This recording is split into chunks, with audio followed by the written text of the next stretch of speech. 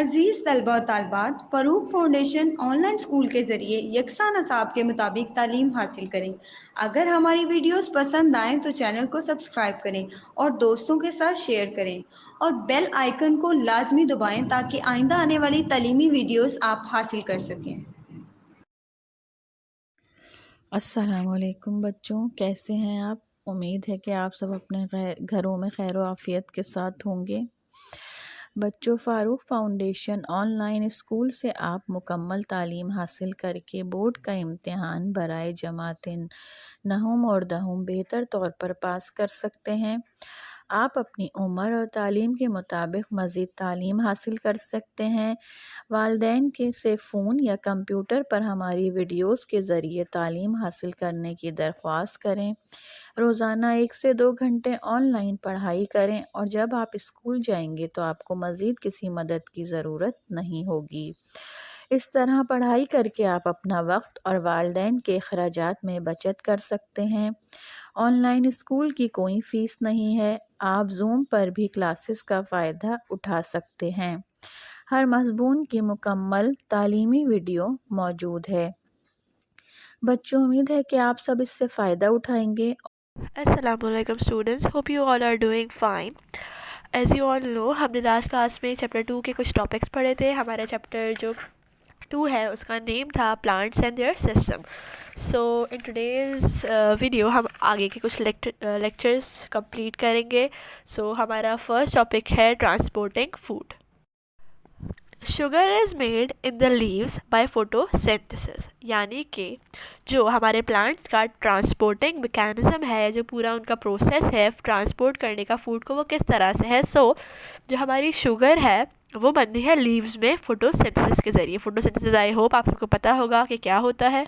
और जिन स्टूडेंट्स को नहीं पता कि फोटोसिंथेसिस क्या होता है तो मैं आपको बता देती हूँ कि photosynthesis is the process by which plants use sunlight, water and carbon dioxide to create oxygen and energy in the form of sugar. यानी कि फोटोसिंथेसिस के ज़रिए जो हमारे प्लांट्स हैं वो यूज़ करते हैं सनलाइट को, सूरज की रोशनी को, वाटर पानी को, कार्बन डाइऑक्साइड CO2 को, ताकि वो बना सकें अपने लिए ऑक्सीजन O2 एंड एनर्जी जो उनको फर्दर उनके सारे प्रोसेसेस में काम देगी। जिस तरह हमारे लिए खाना ज़रूरी है, तो जो हमारे प्लांट्स हैं वो अपना खाना बनाते हैं और सनलाइट, वाटर, कार्बन डाइऑक्साइड जो कि प्रोसेस कहलाएगा पूरा फोटोसिंथेसिस, उसके ज़रिए वो लोग अपने लिए बना लेते हैं ऑक्सीजन और एनर्जी उनको ताकि उनको सप्लाई कर सके, ताकि वो, क्योंकि हमारे प्लांट जो है वो लिविंग ऑर्गेनिज्म है, लिविंग थिंग्स है, तो उनको भी खाना तो चाहिए। तो उनका खाना जो बनता है, उनको जो एनर्जी मिलती है वो मिलती है फोटोसिंथेसिस के प्रोसेस के ज़रिए।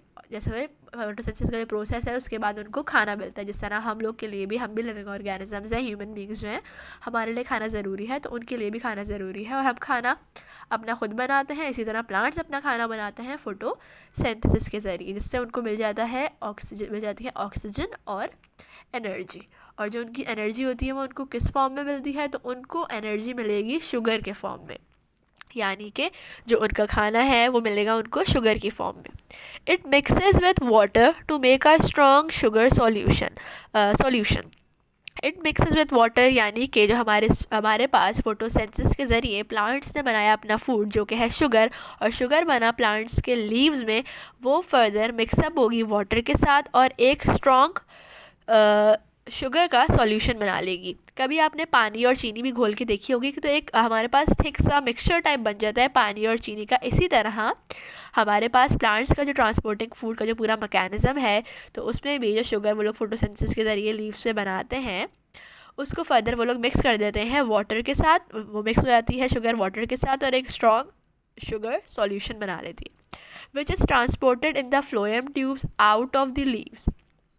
सो स्टूडेंट्स, अगर अब आपका ये क्वेश्चन हो व्हाट इज़ फ्लोएम, तो मैंने आपको अपनी पिछली लेक्चर्स में, इसी चैप्टर के पिछले लेक्चर्स में, पिछली रिकॉर्डिंग्स में आपको बताया था कि जो फ्लोएम है वो फ्लोएम एक टिश्यू है जो कि कैरी करता है फूड को लीव से लेकर प्लांट के अदर पार्ट तक। क्योंकि जो हमारा लीव है वो फोटोसिंथेसिस के ज़रिए फूड बनाता है लीव्स में, तो लीव से अब जो फर्दर फूड है वो ट्रांसपोर्ट भी तो होगा, क्योंकि लीव्स तक सिर्फ लीव्स को तो खाने की ज़रूरत नहीं है, हमारे प्लांट के हर पार्ट को खाने की ज़रूरत है। जिस तरह हमारे भी बॉडी में हर पार्ट को एनर्जी की ज़रूरत होती है हर काम करने के लिए, इसी तरह पूरे प्लांट को ही फूड की ज़रूरत है, नीड है, एनर्जी की नीड है।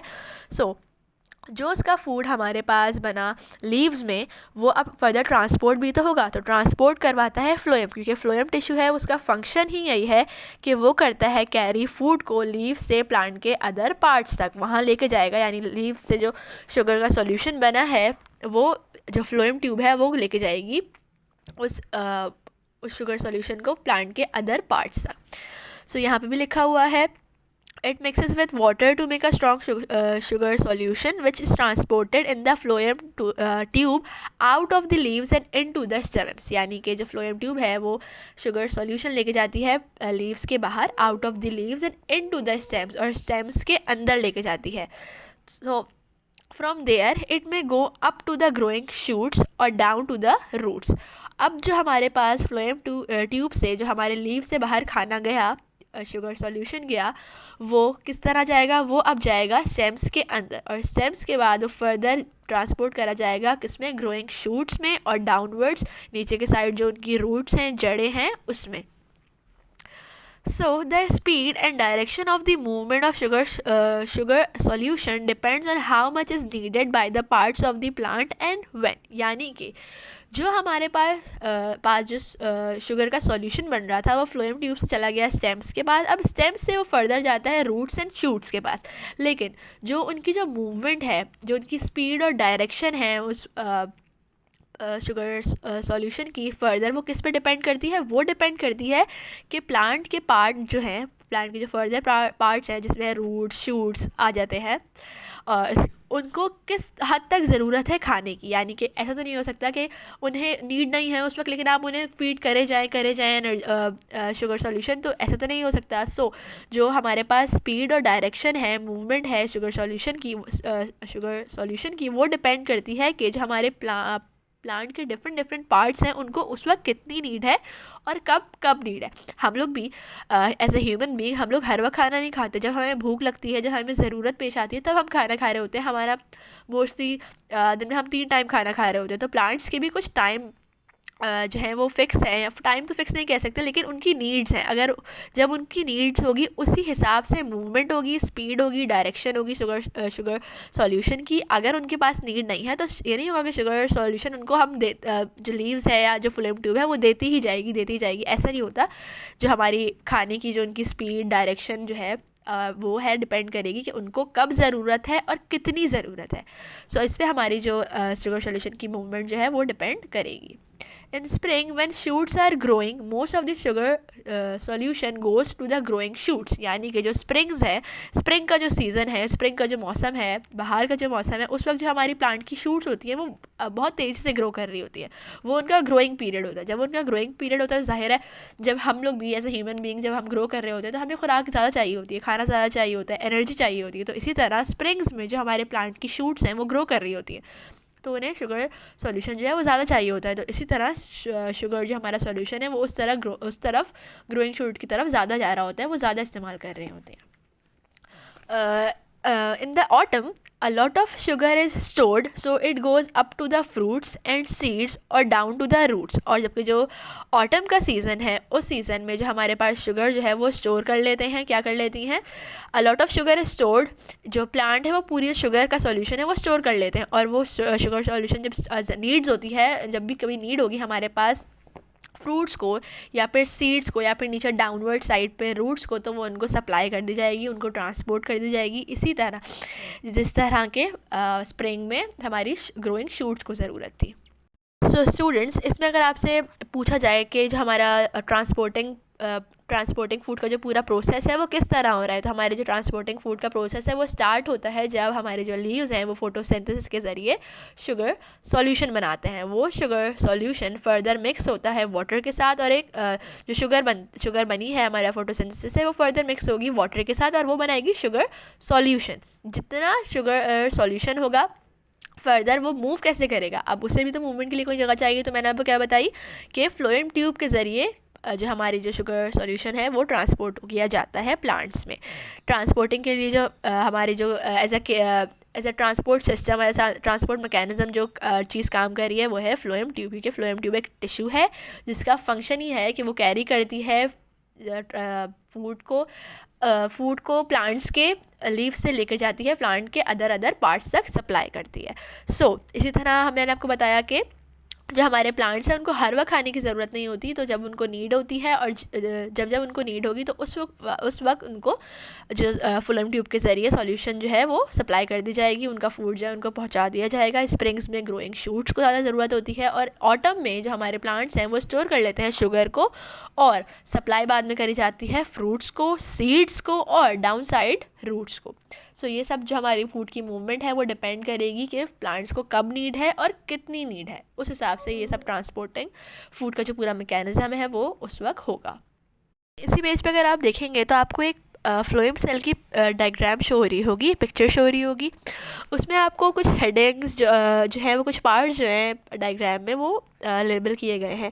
लिविंग फ्लोएम सेल, सबसे पहले तो जो हमारे पास फ्लोएम सेल की जो आपके पास पिक्चर है उसमें लिविंग फ्लोएम सेल है, और उसमें आपको कुछ होल्स नज़र आ रहे होंगे। Holes let sugar solution through, यानी कि जो फ्लोएम सेल्स में होल्स हैं वो एक हमारे तरह सरफेस प्रोवाइड कर रहे हैं जिससे जो हमारा शुगर सॉल्यूशन है वो मूव कर सकता है अपसाइड भी एंड डाउन साइड भी। क्योंकि जब कभी भी अगर आप घर में से कोई एग्जांपल लेना चाहें तो आप जो हम लोग छन्नी यूज़ कर रहे होते हैं वो भी, उसमें भी इस तरह बारीक बारीक होल्स होते हैं। हमें इतने क्लियर नज़र तो नहीं आ रहे होते, लेकिन उन्होंने क्योंकि यहाँ पे बहुत ही क्लियर व्यू उनका दिया हुआ है, डायग्राम में शो किया हुआ है, तो उनमें भी आपको होल्स दिख रहे होंगे नेट टाइप के। इसमें जो होल्स हैं वो आपके पास प्रोवाइड करेंगे सरफेस प्रोवाइड करेंगे, जिससे जो हमारे होल्स हैं उनसे जो शुगर सॉल्यूशन है वो क्या कर सकता है, मूव कर सकता है। नीचे भी आपके पास शुगर सॉल्यूशन है, और इसमें एक लेबल ये भी किया गया है कि sugar solution goes in both direction at the same time, यानी कि वो ऊपर की तरफ भी जा रहे होते हैं, नीचे की तरफ भी जा रहे होते हैं। क्योंकि फ्लोएम ट्यूब को जो सप्लाई करना है शुगर सॉल्यूशन पूरे प्लांट में, वो तो उनको ऊपर लीव्स के बाद शूट्स में भी करना है, फ्रूट्स में भी करना है, नीचे सीड्स में भी करना है, रूट्स में भी करना है। तो जो उनकी डायरेक्शन होती है वो एक डायरेक्शन में रिस्ट्रिक्टेड नहीं होती, बल्कि बोथ डायरेक्शन में वो जो सॉल्यूशन है वो ट्रैवल कर सकता है, ऊपर भी नीचे भी। तो हम इस तरह हमारे पूरे प्लांट के हर पार्ट को जो फूड है, प्लांट का एनर्जी है, वो सप्लाई की जाएगी। स्टूडेंट, नेक्स्ट पेज पे हेडिंग है how sugar flows through a plant, यानी कि जो शुगर है वो किस तरह शुगर सॉल्यूशन किस तरह फ्लो करता है प्लांट में, और किस तरह उसकी मूवमेंट होती है, और किस तरह पूरा वो सप्लाई फ्लो जो शुगर है वो सप्लाई की जाती है डिफरेंट प्लांट के पार्ट्स तक। Cell in the growing shoot use sugar in respiration, जो हमारे पास प्लांट के सेल्स हैं, जो सेल्स ग्रोइंग शूट में हैं, वो यूज़ करते हैं शुगर रिस्पायरेशन के लिए। Leaves make sugar by photosynthesis.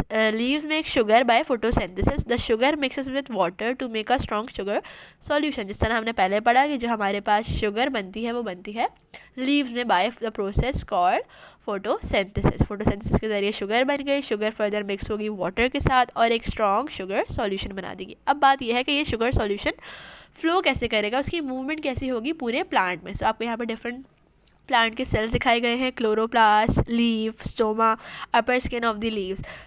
यहाँ पे एक लाइन है, sugar solution moves from cell to cell along the phloem tube, यानी कि जो हमारे पास शुगर सॉल्यूशन की मूवमेंट है वो सेल टू सेल होती है। सेल टू सेल, पहले उसकी एक सेल से दूसरे सेल, तीसरे सेल, इस तरह मूवमेंट होते होते वो हमारा जो शुगर का पूरा सॉल्यूशन है वो किस में आ जाएगा, फ्लोएम ट्यूब में। Sugar goes into the roots and शूज एंड यूज इन रिस्पायरेशन। अब ये जो शुगर सॉल्यूशन हमारे पास फ्लोएम ट्यूब में आ गया, ये फ्लोएम ट्यूब इनको सप्लाई करेगी प्लांट के हर पार्ट में, शूट्स में, रूट्स में, लीफ, फ्रूट्स में, सीड्स में। ये जो हमारा शुगर सॉल्यूशन जो हमारे पास रूट्स एंड शूट्स के पास गया, तो वो भी ये वाले शुगर यूज़ कर रही है रिस्पायरेशन में। रिस्पायरेशन का प्रोसेस क्या होता है, excelling carbon dioxide and taking oxygen. Oxygen का इनटेक और जो हमारे पास कार्बन डाइऑक्साइड होती है उसको हम एक्सेल कर रहे होते हैं। सेम प्लांट्स का भी यही मैकेनिज्म है। जो प्लांट जो है हमारे पास रिस्पायरेशन में यूज़ करते हैं शुगर को, क्योंकि उनको भी एनर्जी चाहिए सांस लेने के लिए। जब वो रिस्पायरेशन के लिए शुगर यूज़ करते हैं तो वो कार्बन डाइऑक्साइड एक्सेल कर रहे होते हैं। Cells and root use sugar in respiration और स्टोर इट एज स्टार्च, जबकि जो हमारे पास रूट्स हैं वो एक काम और भी कर रही होती है एडिशनल। जो हमारे पास रूट्स के सेल हैं वो हमारे पास शुगर करते हैं रिस्पायरेशन के लिए यूज़, और एक काम अगर वो रिस्पायरेशन के लिए यूज़ नहीं कर रहे तो वो जो हमारे पास शुगर है वो स्टोर कर लेते हैं, जिसको वो फर्दर यूज़ करते हैं एज अ स्टार्च। स्टार्च भी जो हमारे पास जो प्लांट हैं उनको एनर्जी ही प्रोवाइड करेंगे। So students, our next topic is osmosis. What is osmosis? Moving with water molecules. So students, osmosis पहले हमारे पास क्या होती है ये पढ़ लेते हैं. So osmosis is the movement of water molecule from a region of higher concentration to a region of lower water concentration across a partially membrane is known as osmosis. So students, सबसे पहले बात तो ये होगी कि जो partially permeable membrane है वो है क्या. So partially permeable membrane वो membrane है जो कि small molecules of water को अपने अंदर आने देगी. उसके लिए उनके पास स्पेस होगा, इस तरह के टाइनी होल्स होंगे जिनसे वाटर मॉलिक्यूल जो है वो उसके इनसाइड जा सकते हैं in certain solutes, but does not allow the passage of large solute molecule. लेकिन जो सॉल्यूट मॉलिक्यूल्स लार्ज साइज़ में हैं, बड़े बड़े हैं, उनको वो अपने अंदर नहीं जाने देगी. तो पार्शियली परमिएबल मेम्ब्रेन तो ये होती है. इसके बाद जो हमारे पास ऑस्मोसिस है, तो ऑस्मोसिस है क्या? तो ऑस्मोसिस है वाटर मॉलिक्यूल की movement higher region of water concentration, जहाँ वाटर की कंसनट्रेशन ज़्यादा हो, उस रीजन से दूसरे रीजन तक जहाँ वाटर मॉलिक्यूल की जो कंसनट्रेशन है वो नहायत ही कम होगी. सो ऑस्मोसिस क्या होगा कि जहाँ हमारे पास वाटर की कंसनट्रेशन ज़्यादा है, हमारे पास वाटर वहाँ से आ जाएगा दूसरी तरफ जहाँ वाटर की कंसनट्रेशन कम होगी. और ये सब सारा जो मैकेनिज्म है वो किसके थ्रू हो रहा है? वो हो रहा है a partially permeable membrane. So हमारे पास ऑस्मोसिस क्या हो गई? The movement of water molecules from a region of higher concentration to a region of lower concentration across a partially permeable membrane is known as osmosis. तो student, अगर अब आप ये कहें कि डिफ्यूजन भी तो यही होता है, सो डिफ्यूजन भी यही है कि उनमें भी मूवमेंट होगी मॉलिक्यूल्स की, लेकिन उसमें बात कर रहे हैं हर तरह के मॉलिक्यूल की, हर तरह के मॉलिक्यूल की डिफ्यूजन हायर. सो डिफ्यूजन में हमारे पास जो मूवमेंट है वो हर तरह के मॉलिक्यूल की है, हायर सरफेस से लोअर सरफेस की तरफ. जहाँ पे मॉलिक्यूल की कंसनट्रेशन ज़्यादा होगी, डिफ्यूजन है, वहाँ से मॉलिक्यूल आ जाएंगे दूसरी तरफ, ट्रैवल कर लेंगे दूसरी तरफ, जहाँ पे जो वाटर की जो कंसनट्रेशन जो दूसरे मॉलिक्यूल्स हैं उनकी कंसनट्रेशन होगी कम. लेकिन जब हम ऑस्मोसिस की बात करते हैं तो ऑस्मोसिस में सिर्फ वाटर मॉलिक्यूल्स की बात हो रही होगी. उसमें हम सिर्फ जो हम डिस्कस करेंगे वाटर मॉलिक्यूल्स को डिस्कस करेंगे. स्टूडेंट्स, नाउ हम पूरे टॉपिक को कवर करेंगे, पूरे टॉपिक को रीड करेंगे. So moving water molecules, osmosis is a special kind of diffusion. यानी कि जो ऑस्मोसिस है वो भी एक काइंड है, एक टाइप है डिफ्यूजन की. Well diffusion can describe the movement of any kind of molecule. यानी कि डिफ्यूजन में किसी भी तरह के मॉलिक्यूल की, हर तरह के मॉलिक्यूल की मूवमेंट को डिफाइन करते हैं. लेकिन जो ऑस्मोसिस है, osmosis is only about the movement of water molecule. Osmosis में हम सिर्फ वाटर मॉलिक्यूल H2O मॉलिक्यूल्स की बात करेंगे. The movement of water molecules from a region of higher water concentration to a region of low water concentration across a partially permeable membrane is known as osmosis. यानी कि osmosis है movement water molecules की higher concentration of water से lower concentration of water की तरफ. जहाँ water की concentration ज़्यादा हो जाएगी वहाँ से वाटर की मूवमेंट होने लगेगी लोअर कंसनट्रेशन की तरफ, जहाँ वाटर मॉलिक्यूल की कंसनट्रेशन कम होगी. और ये सब किस तरह होगा? ये होगा across a partially permeable membrane. So a partially permeable membrane has a very tiny holes in it which only allow some molecule to pass through. यानी कि जो partially permeable membrane है उसमें tiny molecules tiny holes होते हैं. वो whole जो कि हम अपनी नेकेड आई से देख भी नहीं सकते, बहुत ही छोटे छोटे होल्स हैं. वो होल्स अलाउ करते हैं मूवमेंट को वाटर मॉलिक्यूल की कि वो पूरे पास थ्रू कर जाएं उस मेम्ब्रेन से. सो हमारे पास ऑस्मोसिस होती है वो एक पार्शियली परमिएबल मेम्ब्रेन के थ्रू होती है. Large molecules such as sugar molecules are too big to get through it the holes. यानी कि जो वाटर मॉलिक्यूल्स हैं वो तो बहुत टाइनी है, लाइक जिस तरह के टाइनी होल्स उस पार्शियली परमिएबल मेम्ब्रेन में होते हैं. तो वाटर का मूवमेंट जो है उससे उसका गुजर जाना उस मेम्ब्रेन से आसान है. लेकिन जो शुगर के मॉलिक्यूल्स होते हैं वो बहुत बड़े होते हैं. तो वो इतने बड़े होते हैं कि वो उन जो हमारे पास मेम्ब्रेन में जो होल्स हैं उनसे पास थ्रू नहीं कर सकते, नहीं गुजर सकते. इसीलिए हमारे पास पार्शियली परमिएबल मेम्ब्रेन से सिर्फ वाटर के मॉलिक्यूल्स ही, छोटे मॉलिक्यूल्स ही गुजर सकेंगे. Water can pass both ways across the membrane. लेकिन जो हमारे पास वाटर है वो क्या कर सकती है? दोनों तरह से जो है मूवमेंट उसकी हो सकती है, उससे गुजर सकती है. But because there are more water molecule in the weak sugar solution than in the strong sugar solution. लेकिन जो हमारे पास, अगर इसमें ये लोग बात ये हो रही है कि अगर हम वाटर और शुगर का सॉल्यूशन बनाते हैं तो उसमें भी जो वाटर के मॉलिक्यूल्स होंगे ना उस सॉल्यूशन में, वो उस पार्शियली परमेबल मेम्ब्रेन से गुजर सकते हैं, यानी कि पानी वाटर जो है वो चाहे अलहदा हो, चाहे वो एक शुगर सॉल्यूशन में मिक्स हुआ हुआ हो, दोनों तरह में मॉलिक्यूल इस पार्शियली परमेबल मेम्ब्रेन को क्रॉस कर सकते हैं। लेकिन वो सॉल्यूशन की बात तब है जब वो बहुत ही वीक शुगर सॉल्यूशन हो। अगर स्ट्रॉन्ग शुगर सॉल्यूशन होगा तो वो नहीं गुजर पाएंगे जिस तरह अभी आगे लिखा हुआ है। But because there are more water molecule in the weak sugar solution than in the strong sugar solution, यानी कि जो हमारा वीक शुगर सॉल्यूशन है उसमें वाटर के मॉलिक्यूल ज़्यादा है, शुगर के मॉलिक्यूल कम है, तो इसीलिए जो वाटर की मॉलिक्यूल की मूवमेंट है वो हो सकती है, वो वहाँ से पार्शियली परमेबल मेम्ब्रेन से गुजर सकते हैं, क्योंकि वो सॉल्यूशन में पानी का जो कंटेंट है वो शुगर से ज़्यादा है, तो वो जो सॉल्यूशन हुआ वो वीक हुआ। जब वीक हुआ तो वाटर जो है वो अलहदा हो सकता है देन इन स्ट्रॉन्ग सॉल्यूशन। लेकिन जो स्ट्रॉन्ग शुगर सॉल्यूशन है उसमें क्या होगा, उसमें जो होगा शुगर का कंटेंट ज़्यादा होगा, वाटर का कंटेंट कम होगा, तो वो जो हमारा सॉल्यूशन है वही बहुत थिक होगा। जब वो थिक होगा तो वो पार्शियली परमेबल मेम्ब्रेन से वाटर के जो मॉलिक्यूल्स होंगे वो भी नहीं गुजर पाएंगे।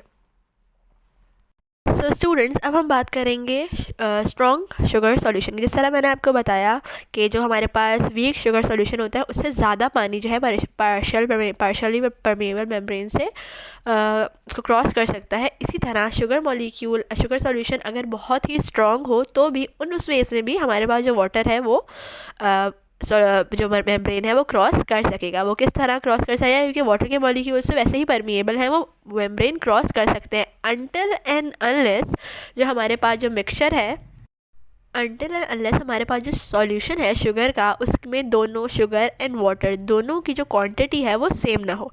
जब वाटर एंड शुगर की क्वांटिटी जो है वो बिल्कुल सेम हो जाएगी, जो उसकी कंसंट्रेशन है वो बिल्कुल सेम हो जाएगी, क्वांटिटी दोनों की सेम रहेगी, तो जो हमारे पास सॉल्यूशन होगा उससे वाटर जो है मेम्ब्रेन क्रॉस नहीं कर सकेगा। सो जो वीक सॉल्यूशन होंगे, जो स्ट्रॉन्ग सॉल्यूशन होंगे, दोनों की सूरत में जो हमारे पास वाटर है वो पार्शियल परमेबल मेम्ब्रेन क्रॉस कर सकता है। So the cell membrane of plant and animal cells are partially permeable, यानी कि जो हमारे पास एनिमल सेल्स और प्लांट सेल में जो सेल मेम्ब्रेन्स हैं वो क्या है, पार्शियली परमिएबल है। दोनों की जो मेम्ब्रेन्स हैं वो पार्शियली परमिएबल है। Osmosis is the process by which water enters and leaves the cell. जो हमारे पास ऑस्मोसिस का प्रोसेस है वो इसलिए होता है ताकि जो वाटर है वो एंटर कर सके और सेल में एंटर भी हो सके और सेल से बाहर भी आ सके।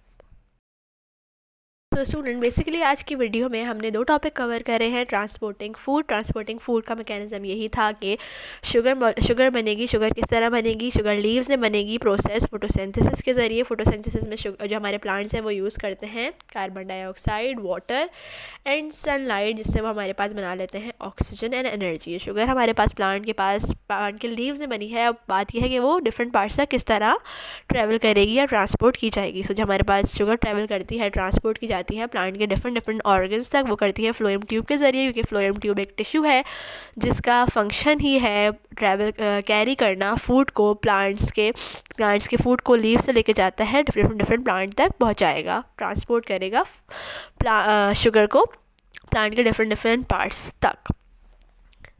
सो हमारे पास नेक्स्ट टॉपिक था ऑस्मोसिस। ऑस्मोसिस क्या है? ऑस्मोसिस है वाटर मॉलिक्यूल की मूवमेंट फ्रॉम हायर कंसनट्रेशन, जहाँ पे वाटर की कंसनट्रेशन ज़्यादा हो, हाई हो, वहाँ से उस साइड आ जाना वाटर का जहाँ पे वाटर के मॉलिक्यूल की कंसनट्रेशन कम हो। ये सारा प्रोसीजर जो है वो किस तरह हो रहा होता है? तो ये वाला सारा प्रोसेस हो रहा होता है पार्शियली परमिएबल मेम्ब्रेन के ज़रिए। पार्शियली परमिएबल मेम्ब्रेन के ज़रिए वाटर क्यों क्रॉस कर सकता है उसको? क्योंकि जो वाटर है वो वाटर के मॉलिक्यूल बहुत छोटे होते हैं और जो हमारे पास मेम्ब्रेन है उसके जो होल्स हैं वो भी बहुत छोटे होते हैं, तो वाटर जो है वो उसको क्रॉस कर सकता है। अब हमने बात की थी दो सॉल्यूशंस की, वीक शुगर सॉल्यूशन और स्ट्रॉन्ग शुगर सॉल्यूशन। जो वीक शुगर सॉल्यूशन था उसमें भी जो हमारे पास वाटर के मॉलिक्यूल्स होंगे वो ज़्यादा होंगे वीक शुगर सॉल्यूशन में, तो वो भी पार्शियल परमिएबल मेम्ब्रेन को क्रॉस कर सकते हैं।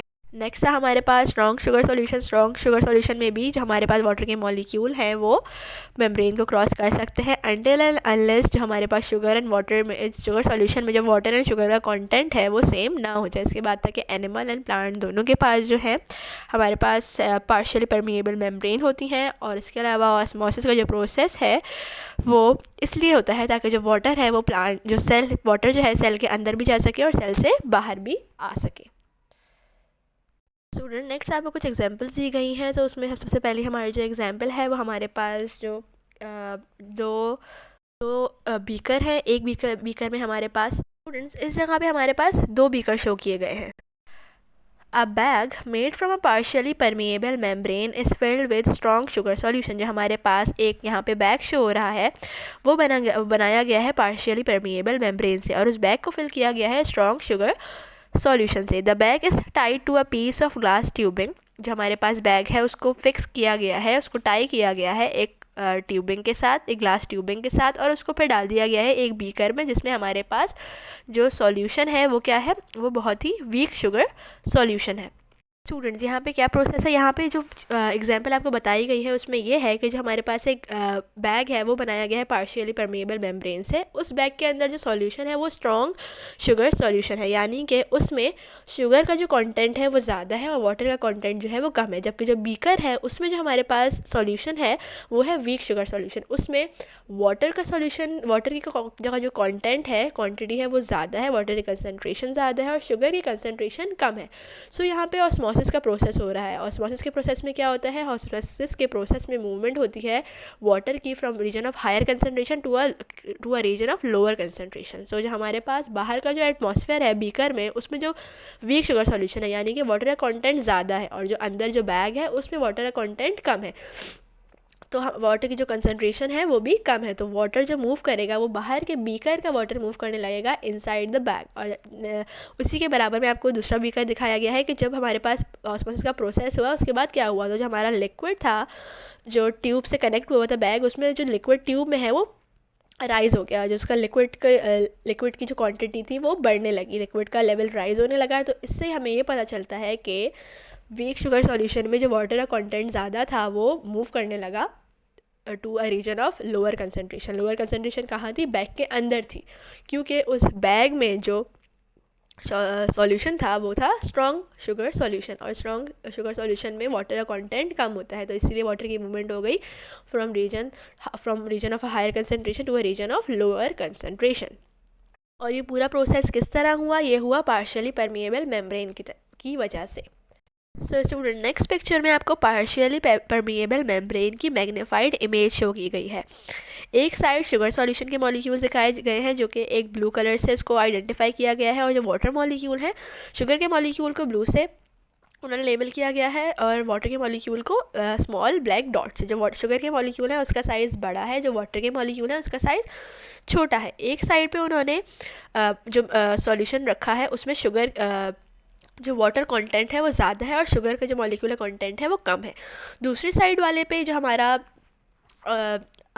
लेफ़्ट साइड है उस साइड जो है शुगर का जो कंसनट्रेशन है वो उस साइड पे ज़्यादा है और इस साइड पे जो हमारे पास जो वाटर की कंसनट्रेशन है वो कम है। सो जो राइट साइड के शुगर के मॉलिक्यूल्स हैं वो पार्शियली परमिएबल मेम्ब्रेन से डिफ्यूज़ होते हुए उसको क्रॉस कर देंगे उस मेम्ब्रेन को और चले जाएंगे उस साइड पे जहाँ पे शुगर की कंसनट्रेशन ज़्यादा है और वाटर की कंसनट्रेशन कम है, यानी कि वीक